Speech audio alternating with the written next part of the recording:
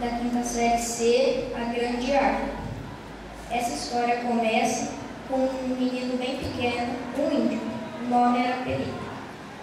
Ele viu, de repente, caminhando um homem num trator gigante.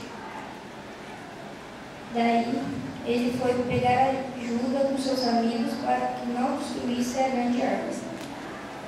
Então, correu e até que achou seus amigos, uma onça e um macaco. Então, pediu aos seus amigos que ajudassem ele a não destruir a árvore.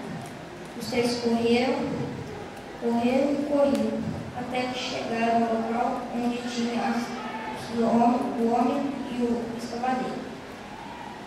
De repente, uma magia da árvore, a escavadeira explodiu e todos os animais da selva e os índios ficaram felizes para sempre.